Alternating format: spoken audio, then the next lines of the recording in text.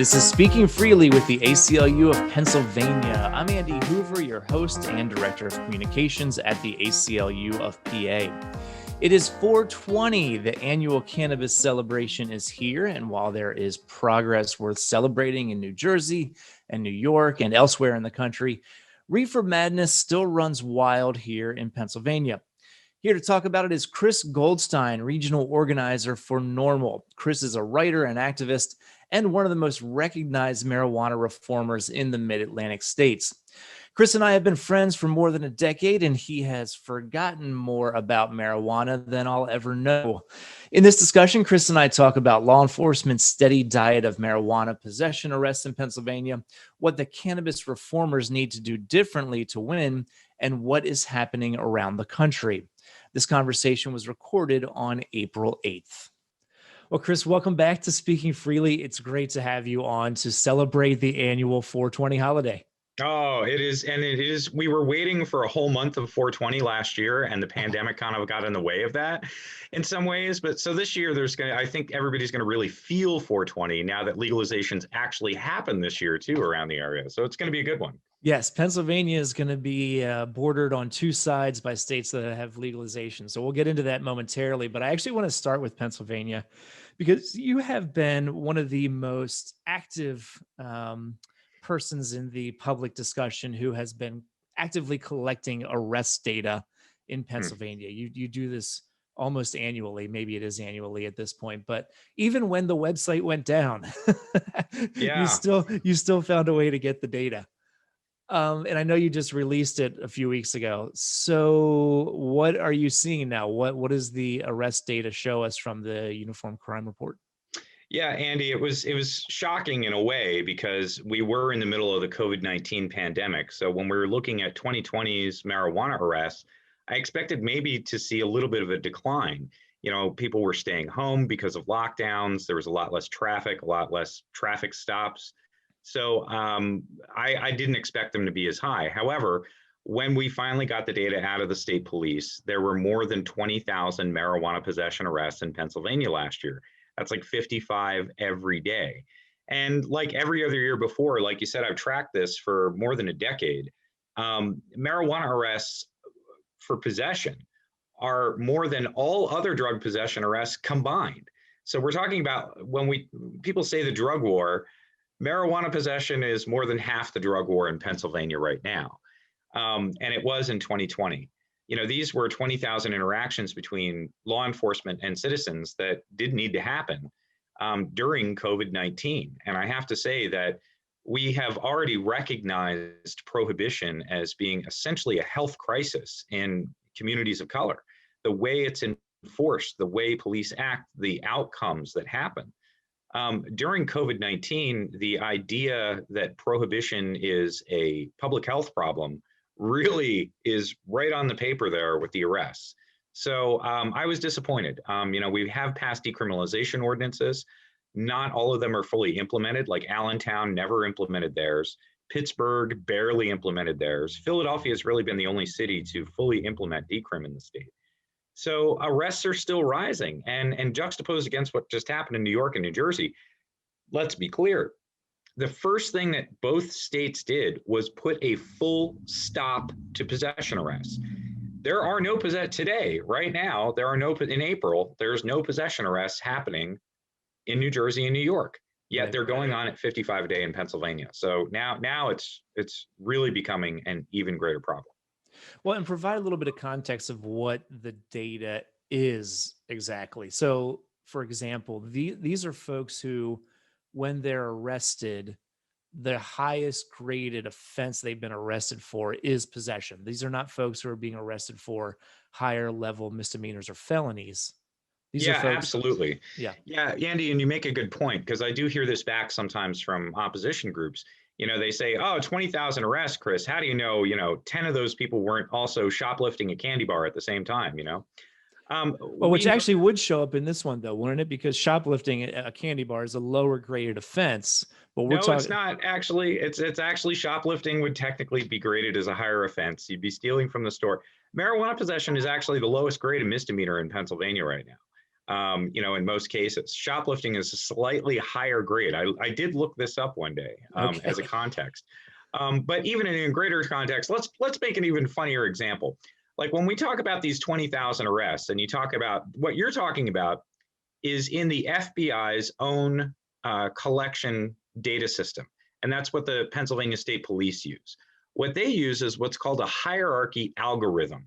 So that when we go into the database to say how many people were arrested for marijuana possession, we're looking at people who, when they had that encounter with law enforcement, the most serious crime they were committing was having a small amount of marijuana. If they happen to be prosecuted for DUI in that same encounter, or if they happen to have a firearm, an illegal firearm, or commit some other crime while they had some marijuana, we would not see that in these 20,000 arrests. Those people are just possessing marijuana. They're not DUI, they're not doing anything else, they don't have a firearm, nothing like that. So let's take an extreme example. Let's say I walk into a bank carrying an RPG on my shoulder and I rob the bank while I'm smoking a giant blunt of marijuana, and then I get arrested. Right. I'm not going to show up in the 20,000 possession arrests. The marijuana is going to be a minor crime compared to everything else that I'm facing in that moment. So yeah, these 20,000 arrests are people who are just being charged with marijuana at that encounter, and that's why it's so egregious. We already know that prohibition is enforced with a racial bias in most communities, and this data also shows, to be clear, when we talk about racial bias, we're talking about in the population. So about 12% of Pennsylvania's population is Black. However, 40% of these arrestees are Black. That means that Black people are more likely to get arrested in Pennsylvania than white residents. That's not to say that white residents don't get arrested like a lot for weed in Pennsylvania, especially outside of the decriminalized areas. I mean, I have to say the arrests have gone up significantly mid-state, areas like Lehigh County and outlying in Lancaster, Carlisle, up near State College. These are areas where we do see arrests increasing. And it's not necessarily always a racial bias, but sometimes there's a class bias too. These are often happening in poor towns. We know that essentially poor communities are also over-policed across Pennsylvania. And being poor and having a little bit of marijuana makes you a target for law enforcement. Something also that's interesting in the data, and as we look at it, is that being young is also a target for law enforcement. Most of these arrests are people who are 18 to 35 years old. I could only find like 3 or 4 people over the age of 65 who are arrested for marijuana in Pennsylvania. So old people, you're doing a great job keeping it in the closet. But maybe police also kind of look at young people for more of a target for pulling over and things like that too. But that's why, decriminalization, legalization, when we talk about legalization, we talk about over 21. But when we talk about decriminalization, we're talking about essentially removing criminal penalties for all ages. Because especially after legalization, it should be crime for an 18-year-old to have a couple of grams of marijuana. Well, and this is the thing we've talked about repeatedly, that there's an urgent need to end arrests, that people end up in the criminal justice system because of unnecessarily end up in the criminal justice system because of the policy of prohibition. Now, to add a little more context to that point, we don't know the outcomes from these cases, correct? That's true. We can't see, we're just looking at the arrests. We're not looking at how many people were ultimately prosecuted for marijuana possession as a crime. However, the most common foil used by district attorneys across the state is to send people into drug treatment in lieu of the arrest. That's kind of its own problem right now, to be honest. Having courts refer people into drug treatment for marijuana is cutting off our ability to assign those same beds for opiates and alcohol. And also, too, do these people belong there? They're not there because of some sort of cannabis dependence problem. They're there to perform legal compliance to avoid any further criminal, prosecution by a court. So this is a deep misuse of resources at all levels. I mean, this is where it gets to be the biggest of problems. These 55 people being arrested every day, if they aren't prosecuted, they're offered some sort of plea deal with prosecutors that often involves having to go to drug treatment. And you and I pay for that. It's either paid for by tax dollars or people have to pay out of pocket for it. They actually have to use their health insurance to comply. And that creates a whole new set of records that can impact the rest of your life if you go into drug treatment for marijuana and use your insurance for it. So this is we need to stop arrests, but we've seen that when politicians say that, they're like, oh yeah, we'll stop arresting you for marijuana, but everybody has to go into drug treatment if they get caught by a cop. Right. It's like, oh man, can't do that either. Come on, that's goofy. Well, not to mention the fact that you mentioned about opiates, and we want the opiate crisis to be treated as a public health crisis. But if beds are being occupied by people who are forced into a treatment program, or beds or spaces if it's an outpatient, then you have people who just using cannabis on a weekend for fun are ending up in these treatment programs, and it's blocking space that could be taken by people who really are sick. Yeah, I mean, we've heard, I know you follow this issue too, and I have, for 20 years, but as in the last 10 years, we've had an open public debate about how to deal with the opiate issue. And we hear at every level that we need more treatment, more treatment, more treatment, more treatment, more beds, more treatment, more availability, free treatment, and that is all true. I have to say, Andy, there's a light at the end of this tunnel, and that Philadelphia flipped the script on this. And I wrote a blog about this for National NORML recently. Larry Krasner came into the district attorney's office, and we had decrim in Philly, but like everywhere else, cops could still perform an arrest if they felt like it. So we hadn't eliminated marijuana arrests. But when Krasner came in, he said he would stop prosecuting even the arrests that police were still performing. But he also directed prosecutors in his office and his ADAs, and also the Philadelphia courts, and to their own right, judges, stopped assigning people into drug treatment for marijuana. And it was amazing. Guess what? Treatment admissions for marijuana in Philadelphia went down 80% in 2 years. That's huge. You have to understand, Andy, when you look at the cities like Los Angeles, California, where you might not expect to see like people thrown into drug treatment by courts for marijuana, there was 3,000 people thrown into drug treatment by courts for marijuana.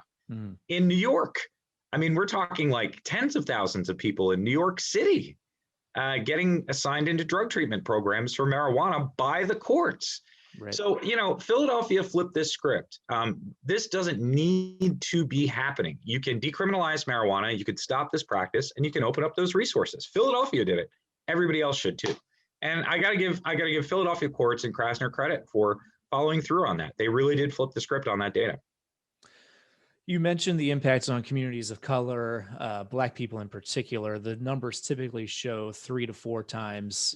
A Black person is 3 to 4 times more likely to be arrested for possession. And you mentioned that Black folks make up 12% of the population in Pennsylvania, while making up 40% of the possession arrests, which speaks to all the bigger problems in the criminal justice system. As you know, the criminal legal system, the data always shows disproportionate impact on Black people, and folks being over policed, et cetera, et cetera.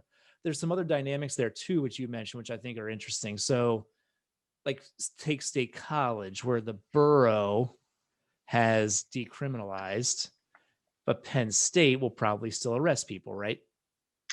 Yeah, Penn State still arrests people. They claim that they're beholden to federal policy because they could possibly lose their federal funding if they follow through on decrim. Now that is wrong, because when we decriminalized in Philadelphia, you have to think about Philly. There's about 20, I believe there's 26 campus police departments just in the city. That's on top of the police department, the state police, and even federal park rangers. So it's a police heavy city kind of. Yeah.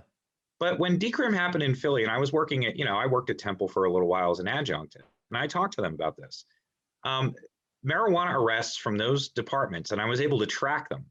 Do you know how many people were arrested by, all the campus police departments combined in the last 4 years for marijuana possession in Philadelphia? It's a huge number. Guess. Less than 100. 0. Oh, wow. And when I mean 0, I mean 0. The campus police in Philadelphia, Drexel, Penn, Thomas Jefferson University, Temple, you name it, University of the Arts, every single campus police department. I looked at them all. They didn't perform a single marijuana arrest since decrim. Wow. The Temple, like say it's Temple or Drexel, they call up and assign a Philadelphia police officer to come over and issue one of the decrim tickets if they think it's necessary. Don't get me wrong here, the kid gets in trouble with the school. So if you get caught with marijuana on your college campus, you're still going to face, disciplinary action from the campus for the violation. But the question is, in State College, do they have a right to keep arresting kids with the Penn State campus police because of federal law? Well, I would argue no. Temple and all these other schools in Philly don't. Why are they doing it in State College? This cuts to a bigger issue. If you're a registered medical marijuana patient in Pennsylvania, and you're also a university professor, and you go to your department and say, hey, I'm a patient, and I'm going to start talking about being a patient, you could get fired. You could get fired from the cafeteria at college or university, which is what happened to a friend of mine at Princeton when he revealed he was a medical marijuana patient. And they claim the same thing. They have to follow federal law. I'm not sure how many colleges and universities can continue to get away with this, Andy. Tufts University up in Massachusetts, when they fully legalized and they had medical marijuana, said that if you're a medical marijuana patient, you can live in the dorm. Period. Flat. Yeah. End of story. So this is what I would call, I think it would be the dictionary definition of discrimination. It was okay to discriminate against us because the law said it was okay for too long. Prohibition said it was okay to discriminate against any cannabis consumer or medical marijuana patient in so many ways. Right. But now that prohibition is over, discrimination is sort of laid bare. And anytime that somebody says, well, you can't do this just because you're a patient or you happen to smoke marijuana, it's flat discrimination. And I think that arresting people in a town that's decriminalized, claiming federal law by a campus police department like Penn State, yeah, I think it's discrimination. And I think that the more that they keep it up, the more that they face a lawsuit later for it. It's funny, with each answer, I have something else I want to ask you about. Or you just said prohibition is over. Explain why you said that. It is in New Jersey, and I'm here where prohibition is over. We're focused on creating a diverse retail market. They've issued stop. Police are freaking out. They're complaining. They're like, oh my gosh, we can't pull anybody over for smelling like weed anymore. Please. I mean, I don't know if the police union in New Jersey issued several press releases about how concerned they were that they couldn't pull people over for the odor of marijuana. And I couldn't tell you how much it warmed my heart to read those press releases, Andy. I mean, it was... Right. It was delicious. So yeah, it does feel like prohibition's kind of over here because of that, but the point is now we are next door to Pennsylvania. I work regionally. I work in Delaware, New York, New Jersey, Pennsylvania, and go down to DC and lobby Congress. And I work in Maryland every once in a while too. So I realize that we are an important region. Pennsylvania is the keystone state it's called that because of that. It is the keystone of this region. Now it's the keystone and an island of prohibition surrounded by everything. You're talking about being surrounded by the regions. Mexico legalized this year, Andy. New Mexico and Old Mexico legalized marijuana, and Pennsylvania is still arresting 55 people every day. What? Right. What? So this gets to the question, why, and we have, there was an announcement a little while back about a bipartisan bill with Dan Laughlin. He's a state senator from Erie, Pennsylvania. He's 2 terms, he's new guy, has been around too long. And Senator Sharif Street is his bipartisan co-sponsor from Philadelphia. And the two of them have an interesting concept, but it won't move unless the Pennsylvania GOP, which controls both houses, actually posts it. Kerry Benninghoff, who's basically the dude who says what moves and what doesn't, he's been 1937 reefer madness on this subject, like left and right. And he's really dug his heels in. He said, full stop, we're not legalizing marijuana in Pennsylvania. Hilarious. Yeah. The dynamic there is against, Governor Wolf and, of course, the very popular Lieutenant Governor John Fetterman, making national news regularly, talking about how they want to legalize. So I guess, from outsider and insider perspective, the issue is clear. Polling shows that plenty of voters want it. The rest of the states around us are legalizing. The GOP is in control of it, and they don't want to see Governor Wolf sign a bill. They feel like they don't want to give a win off to the other side. So, 55 people are being arrested every day. And let's make this clear, because now it's even clearer than ever. Like, everybody who gets arrested for marijuana in this country from 1937 to now is a political prisoner, is getting arrested for politics, not because of our personal politics, but because of the politics of people like Carrie Benninghoff. We are being, it's politics at gunpoint, Andy. That's the scary part. Prohibition is politics at gunpoint. That's what we as consumers face. So, Benninghoff's got to realize that those guns aren't just leveled at Black consumers in Allentown. Prohibition comes down on Republicans and Democrats alike. And I hope that the Pennsylvania GOP starts to realize that a lot of their own voters are getting caught with marijuana every day. And it's something that is affecting their own base. Well, I wanted to ask you about that too, so I'm glad you brought it up. Some of our friends in the cannabis reform circles were really hyped about having a Republican primary sponsor, which is a mark of progress. It's always been carried by the Democrats in the Pennsylvania General Assembly, so that's something. But I didn't want to be like the old head lobbyist who's like, the old grizzled cynic who's like, yeah, so what? This happens all the time. Like, I can think of issues where we got Republican support and then the issues went nowhere. I don't want to be that guy. No, but at the same time, like, what's your take? I mean, is this progress, or is it really not something worth getting too hyped about? Clearly, there is not going to be a legalization bill that moves in Pennsylvania without the GOP on board. They control both houses. Let's analyze the issue. Let's have fun playing armchair politics for a minute, Andy. Dan Laughlin, having a bipartisan bill on the surface is good. On the surface, I have to tell you that although Carrie Benninghoff has come out against the bill, the party backs Dan Laughlin. He's a party guy. If you look at his top 10 donators, they are the top people in the Republican Party of Pennsylvania. Kim Ward, is one of them. David Argall is one of the top contributors. And this bill is in front of State Senator David Argall's committee, who is one of Dan Laughlin's top contributors. So I assume it's going to do well in his committee. There's a lot of back scratching that goes on there. Senators donate to each other, especially if one's like Erie is a competitive district, whereas Argall is probably not as competitive. No, but I think that's my point though about Dan Laughlin, is that he's the party guy on this. He is the GOP's guy on this. He would not be introducing this bill without the party pushing him forward to do it. And you're right, they do a lot of back scratching, especially with campaign donating. But the bigger guys like Argall don't have his fellow legislators in his top 10 list. Dan Laughlin is only fellow legislators in his top 10 list at Ballotpedia, which means like he's just he's kind of a party spokesperson really, and he's doing their bidding. Sure. So what I'm saying is that the GOP actually likes Dan Laughlin's bill. Now, this is the same thing. Again, let's play armchair here, Andy. In 2016, the Pennsylvania General Assembly passed medical marijuana, a longtime Democratic issue that they long time argued against. But suddenly in 2015, they grabbed hold of a bill, rewrote it, ran it through committees, and were happy to have it. What is Pennsylvania today? The most corporate-friendly medical marijuana program in the country. $440 an ounce to patients. The permits were sold for $1.2 billion in the first 2 years, but only $200 million of marijuana was sold to patients in the same amount of time.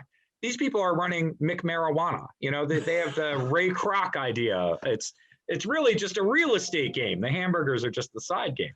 So, and that's the truth. But that is because the Republicans passed a bill that made that all happen. They laid out the welcome mat to multi-state corporate operators with the structure of the 2016 Act. And the Democrats were happy to sign it for progress, but the structure itself was created by Republicans. And their friends own these big dispensaries. Acreage Holdings, John Boehner, former Speaker of the House, Mr. Republican. Yeah. Now, if you really look at the ownership interest to a lot of the medical marijuana facilities and the co-interests that are involved, It's a lot of the friends of the GOP legislators. So this happened in New Jersey too, Andy. I mean, Chris Christie wrote the New Jersey bill, and then all of his friends got the permits. So this idea that the GOP is against marijuana, ha ha ha ha ha. Their friends are all making millions in profits on it every year, and guess what? They're spending those millions on donations and lobbying. So, my take is that the GOP, they're watching New York, New Jersey legalize marijuana. They want to get in on the action too. They want to control it 100%. Right now they can. And they intend to do the same dang thing that they did in 2016 with medical marijuana, which is on the surface oppose it, behind the scenes write a bill that puts their friends in charge of the business. Yeah. I want to go back to the decrim ordinances too, because this ties into the impact of police and policing and how the police almost operate without accountability by the elected class. So you have elected officials in these boroughs and cities, Allentown, Harrisburg, Pittsburgh, State College, implementing decrim ordinances. But because of the nature of the structure, it's a local ordinance that you could use as an alternative to arresting someone under state law. The cops and people above them are just choosing to ignore it, correct? Yeah, and again, that shows the politics of it, because in Philadelphia and a couple of other towns, Harrisburg did a fair stab at implementing. Their arrests went down about 50, 60%. But in Pittsburgh, after decriminalization, marijuana arrests only went down 30%. Whereas in Philadelphia, within 6 months, they went down 80%. So the impact is really, and in Allentown, as you noted, they refused to implement it at all because the district attorney in Lehigh County, Jim Martin, appointed himself as the state Supreme Court and declared it all unconstitutional, which is a false interpretation, to say the least. Andy, I think that we worked on municipal decriminalization in Philly and other cities. And again, I don't want this overlooked. Philadelphia stopped 5,000 arrests a year in 2014. If we didn't have done that then, it'd be 10,000 arrests a year by now. No joke. And those arrests don't even happen. So all those racially biased outcomes down the road don't happen either. That's been a huge change in Philly. It's been a real breath of fresh air for the city. We wanted that for other cities. We faced politics, coming back. So we have to take the game up higher. The state needs to decriminalize marijuana. We need to have this conversation about a retail cannabis structure for Pennsylvania. But, this is I've been talking with Pennsylvania legislators a lot about this. The Laughlin Street bill is what I call a string theory bill. It tries to do everything at once. We're going to go from full 100 years of prohibition, and we're going to do massive social justice, criminal justice reforms where we end arrest, expunge records, clear everybody's stuff. Oh, and then we're going to create an industry that's also going to be economically diverse and include small business and dovetail in this existing corporate operators who have medical permits right now. Awesome, right? Impossible. New Jersey found that literally impossible. So they had to do a ballot initiative followed by 3 bills. And honestly, if you really want to take Pennsylvania from full prohibition to ending it and to justice, you have to start with stopping arrests. It is that simple. Justice for marijuana doesn't begin until police stop arresting consumers. It's that simple. And Virginia actually is very interesting. They had passed a bill and they said that they were going to implement it in 3 years. And Governor Northam, just this week, the legislature went back and they said, you know what? We're changing it. Marijuana is legal on July 1st. We won't have it available for retail, but you won't get arrested for it anymore starting July 1st. Yeah. Now you got Virginia. So you got Virginia, New York, New Jersey have completely stopped marijuana arrests. Andy, by the end of next year, Pennsylvania might be the state in the country with the most marijuana arrests. Not kidding around. Okay, it will beat Texas. It will beat Louisiana because they're actually reforming down there. It'll beat Florida, where the counties have decriminalized, like Monroe and Broward. So, the question for us right now in Pennsylvania is, what do we do immediately to stop marijuana arrests? How do we address this issue? And, we've worked in towns and we've gotten politics back, and more political prisoners in Allentown. Not cool. So now state legislators have to step in. And if they won't act in Harrisburg, my argument now is that the Attorney General, Josh Shapiro, the governor, need to take some sort of emergency action. This is not only a public health crisis, but it is a justice crisis. And if we do nothing and wait, that doesn't serve anybody right now. Well, and this is why I've said true decriminalization, and I probably got this from you actually. True decriminalization is wiping the crime off the books, because merely taking it down to a summary, that's fine, except, I mean, it's better than what we have now, but you still give cops pretext to stop people and arrest them if it's a summary offense. A summary offense is still a criminal offense in Pennsylvania. Sure. And so merely lowering the grading, it does eliminate some of the potential penalties, but you still give cops a reason to arrest people, and you'll still likely have 20,000 people a year being arrested. Well, I mean, in Philly, what we have in Philly, you're right. Some of the towns that, some of the city councils eventually just downgraded to a summary. But in Philadelphia, we made it a civil penalty. So Right. it really is not a crime. Right. It's not on your record. The worst thing that can happen if you don't pay your $25 ticket in Philadelphia for marijuana is a collections company will start annoying you in 2 years. So Right. that's not a crime. That's civil ticket. That's okay. I'm okay with coming down that far, but you're right. I think a summary, it's still a crime. It's not decriminalization. It doesn't really count because you do give police all that context. Again, I want people to be clear. Unfortunately, until you have fully legal marijuana that's purchased in a shop that everybody agrees is legal, that cops can't take away from you, even in a decrim moment, you might not get arrested, but you're going to lose your stash, which sucks. So, I've had activists tell me, they're like, why are you working on decrim, Chris? It's like a free weed for cops program. And I'm like, oh man, hope you're not right about that. All right. So this question might be controversial. If we have to edit it out, we can. But do you think that cannabis reform and ending prohibition is enough of a priority among criminal justice reformers in Pennsylvania? No, I think that it's barely paid attention to. Honestly, I think that it's one of those bandwagon issues. Criminal justice reformers in Pennsylvania are happy to talk about marijuana legalization if they think that people will donate to their group because of it. But actually putting any lobbying effort in or dovetailing real prohibition reforms into their other bigger picture stuff, I don't even see it happening. It's not even on anybody's radar. And the idea, again, back to the idea with the drug treatment thing, even harm reduction activists don't really look at marijuana. They feel like they need to be arm's length with the whole cannabis discussion because it might taint their harm reduction strategy in some ways. Meanwhile, they're facing the same thing against the federal government that medical marijuana dispensaries did to put in a fair needle exchange and a safe space for opiates in Philadelphia. I mean, it's hilarious. Yeah. So, no, people aren't paying enough attention to it unless they think that they can make a little money off of it.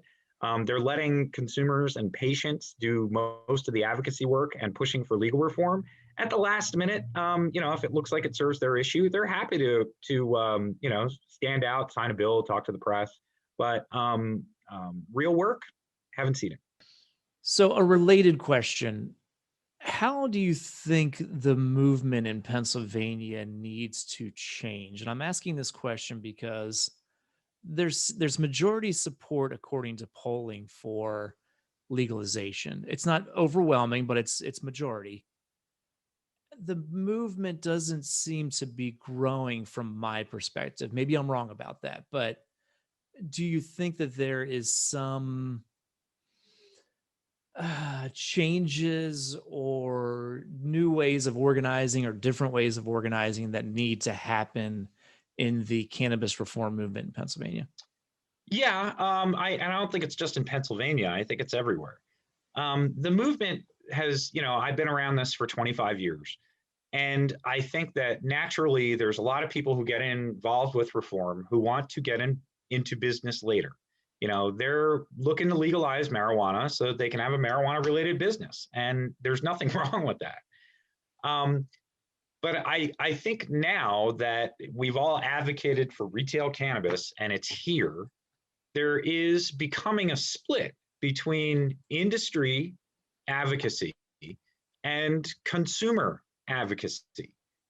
And that's, again, I am getting a little concerned in how marijuana is regulated. They're seating the New Jersey Cannabis Regulatory Commission. None of the members are outwardly public about being a consumer. So, like, would you get on a train that was regulated by people who never rode trains? Would you fly on an airplane if nobody who regulated airplanes flew on airplanes? If nobody on the Cannabis Regulatory Commission smokes marijuana or is a registered patient or caregiver and is willing to be public about that, it feels like we're not represented by regulators or even in that process. So again, the cannabis industry, and I include the small business, okay? Look, I'm a consumer. So whether you're a giant corporation selling medical cannabis for $440 an ounce, or you're a local traditional market operator trying to sell me a $200 ounce, everybody's just looking for my money, Right. So you've got to give me a quality product at a good price. And that's what consumer advocacy is about, especially with airlines and rail. So I think that the movement here is that there is an evolving industry that has its own lobby, that has its own interests, and there are regulators.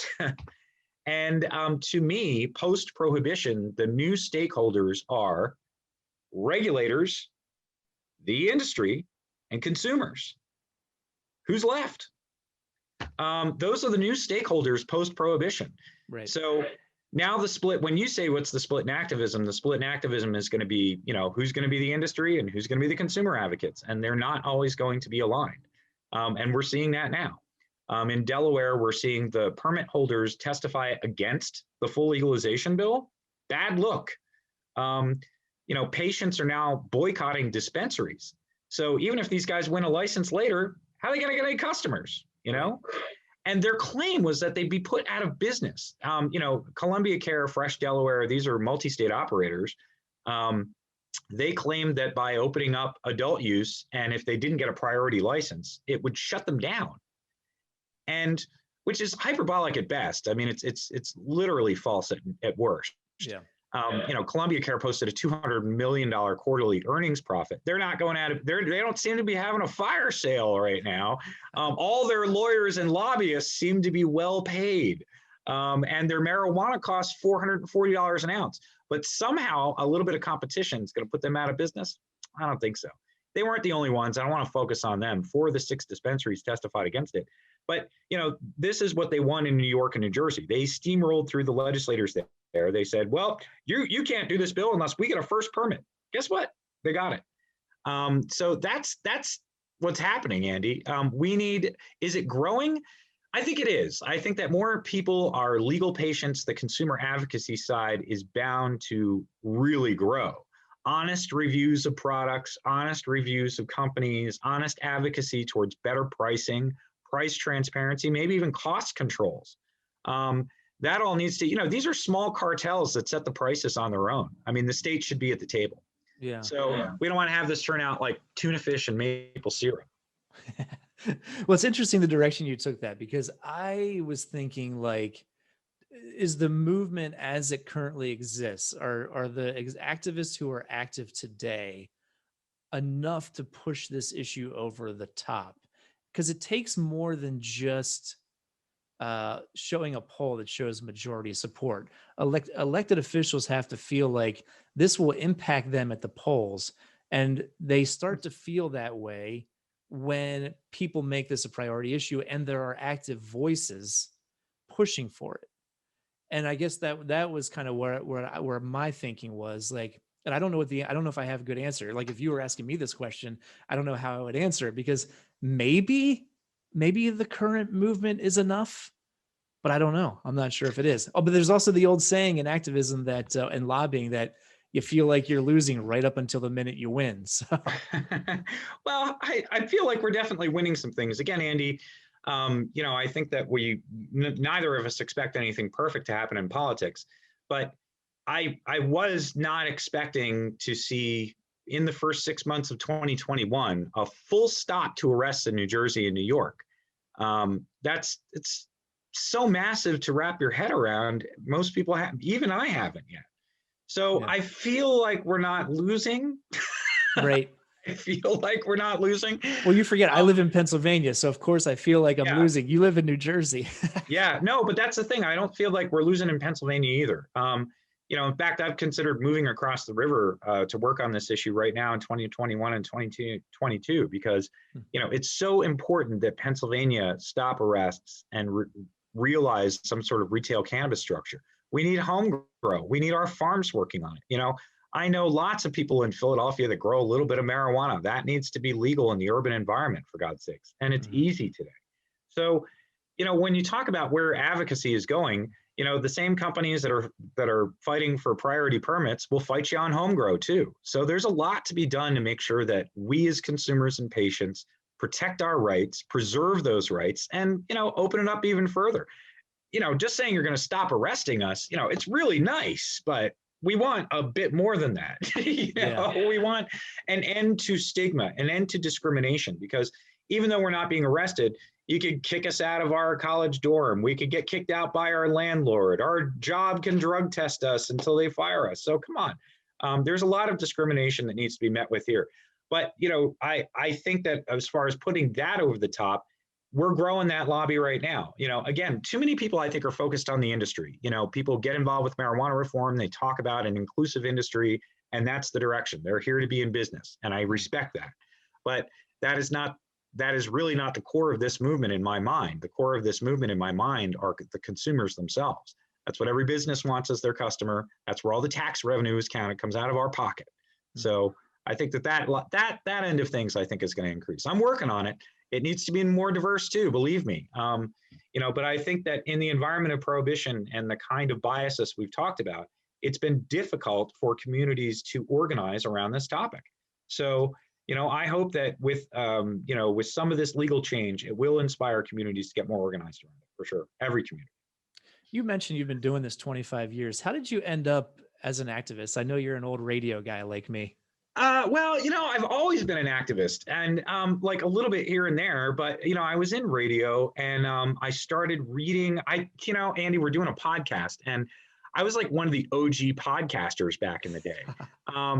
In 2005, Apple iTunes put podcasts into the iTunes music store. There was a podcast section for the first time. Before that, it was just music that you could pay for a download.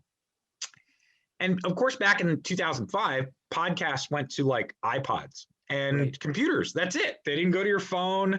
That was the only way to get it. And I remember like leaving my iPod in its dock on my 56K computer so that it could sit there and download stuff while I was doing other stuff. The computer was working on the downloads, and I come back and be like, all right, it's all here. So, but I used to have to write the RSS feed. So anyway, National NORML has a weekly press release, which comes out every week. And it really is a great rundown of policy reform. So on my regular public radio show, I started reading the press release as a segment of the show. And it was public radio in Santa Fe, New Mexico. So like our first fundraiser on the station, we did like $10,000 in donations in a week, and 3,000 came in during my show, like 2,000 of it right around that little section. Wow. So it made me realize that there was a real demand. It was popular. Yeah, no kidding. National NORML hired me to record that for their first podcast. I recorded the press release as a newscast. It's 10 minutes long, just my voice, reading it off the page professionally. We put it up on iTunes. We're getting like 100,000 downloads a week in like 2005. I mean, it was massive. Wow. At the time, we were beating the White House and then Senator Clinton, the U.S. Parks and Recreation Service. We're beating all the government organizations. Nobody could beat us on iTunes. We're the most popular government organizations podcast. At that time, NORML asked me to do a daily podcast, which we started 5 days a week, NORML's Daily Audio Stash. Wow, and I did it for 2 years, every day, which was like going to the University of Marijuana. And I talked to like every chapter leader in the country about what they were doing. And then I talked to scientists, and I was interviewing Barney Frank and Ron Paul and Tommy Chong and all these celebrities and such. And at the end of it, I was in New Mexico, and then I moved back to New Jersey to be with my family. And I looked at the reform state around here. There wasn't a NORML chapter in Philadelphia at the time. And I looked around and I was like, man, like, I gotta take what I learned and see if I could do something with it. All these people are doing great work. New Jersey and Philadelphia are like left out. So I worked on it. There was a small NORML chapter in Philly at the time, and I got involved with them. There was a small one in New Jersey. I ended up becoming the executive director of both chapters concurrently, Philly and New Jersey, for a while. I was on the board of directors at the Coalition for Medical Marijuana. And I took all that experience of doing the podcast and of all the experience of people talking about lobbying politicians and doing press and media relations, and it worked. And the other thing I took away from it is that I try and mentor chapter leaders. As a regional organizer now, I work on just getting anybody and everybody to start up a NORML chapter in wherever they are. Mm-hmm. And I think that NORML has been around a long time. It's got a good model. There aren't many groups out there in the country like it anymore. It's kind of like the Red Cross of cannabis, And, ACLU is a good example. I think NORML and ACLU are very interestingly similar. I would love to see ACLU as the structure I hope NORML will have one day, is that each state will have a paid staff and a director and an office, and that state staff directs all the volunteer groups. That's the future, I hope, for national NORML. Is exactly what ACLU does. But, ACLU's been part and parcel in marijuana reform too. I mean, ACLU Washington's director, Allison Holcomb, helped pass that bill out there, I-502. And ACLU chapters have been, in New Jersey was very instrumental in passing the bill over here. So, it's been a part of ACLU's work. Like I'm the guy that's always trying to spin the wheel on the flashlight and make the light brighter, So I wish every ACLU chapter would do more. But honestly, ACLU has been one of the best partners in reform of any group out there. NORML is really the only group that's been out there doing this. And it is tough sometimes. The other groups, not to mention their names, are very industry heavy. Their lobbying is much more for the industry than for consumers. I volunteer and work at NORML over the years because we are the consumer lobby. And that's what I think is important. All right, Chris. Well, it's always great to catch up with you. I really appreciate you taking the time. This was very informative, and we'll just keep on keeping on. Freedom is green, right? Andy, thank you so much. Have a wonderful 420 over there, and I cannot wait to invite you over here to New Jersey to smoke some legal marijuana. Anytime, man. Hey, we got to take that fishing trip, and absolutely. Cannabis fishing. That's what we're gonna do. All right, thanks, Chris. Thanks, man. Have a great day. That's Chris Goldstein, regional organizer for NORML. You can find Chris on Twitter with the handle @FreedomIsGreen. We've also provided a link to his writing for NORML in the show notes. Speaking Freely has gone to video. You can find select episodes of the podcast, including this one, on our YouTube channel. Our YouTube handle is ACLU-PA. Be sure to subscribe to the channel for all of our video content. And that brings episode 58 to a close. The editor of Speaking Freely is Freddie Foulet. Our music is from bensound.com. The executive director of the ACLU of Pennsylvania is Reggie Shuford. I'm Andy Hoover, your host, writer, and director of the show.